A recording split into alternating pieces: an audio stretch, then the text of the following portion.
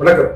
நான் மூர்த்தி, ஏர்போர்ட் நோக்கி புரட்சி தமிழ் பரையர் விருதை ஆர் வெங்கடேசன் 304 16வது கிழக்கு தெரு, மேத்தா நகர், குன்றத்தூர், சென்னை 69. இந்த முகவரிகளை சென்னை உயர்நீதிமன்ற வழக்கறிஞர் 2012 குடும்பத்தோட வசதி வராரு.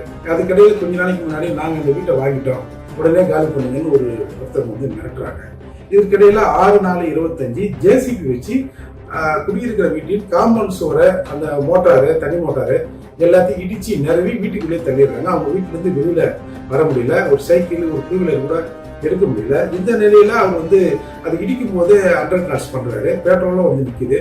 நீங்க அந்த வீடியோ பாருங்க. பெட்ரோல் நிக்குது, ஜேசிபி அது வேலையை அது பாட்டு செஞ்சுக்கிட்டே இருக்குது. இந்த நிலையில வந்து 13/4/2025 வீட்டை தரமட்டம் ஆக்கிடுவான், உயிரோடு உங்களை சமாதி கட்டுவான் அப்படின்னு மிரட்டிட்டு போயிருக்காங்க. 12/4/25 இவர் வந்து டிஜிபிக்கு ஒரு புகார் தராரு. ஏற்கனவே பல புகார்கள் இந்த விஷயமா கொடுக்கப்பட்டு எந்த சரிவர நடவடிக்கையும் எடுக்கப்படல அப்படின்னு அவர் சொல்றாரு. அப்போ இதுக்கு பின்னாடி ஒரு மாண்புமிகு இருப்பதாகவும் அவர் வந்து குற்றச்சாட்டை வைக்கிறாரு. நாம வந்து வீட்டின் உரிமை யாருக்கு என்பதை அது விசாரணை முடிவு பண்ணிட்டோம்.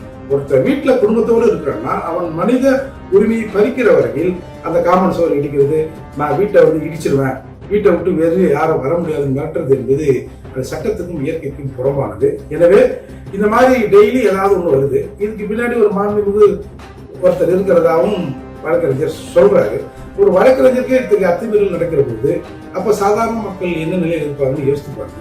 எனவே இது மீது காவல்துறையும் தமிழக முதல்வரும் உடனடியாக ஒரு கவனம் செலுத்தி ஒரு சீரிய விசாரணை நடத்தி பாதிக்கப்பட்டவருக்கு நியாயம் வழங்கி இந்த விஷயத்துல ஒரு நல்ல சொல்யூஷனை ஏற்படுத்தணும்னு நான் கேட்டுக்கொள்கிறேன். இடிக்கப்பட்டதற்கான வீடியோக்களும் இதோட இணைச்சிருக்கிறேன். நியாயவான்கள் நீங்க வந்து ஒரு பதில் சொல்லுங்க.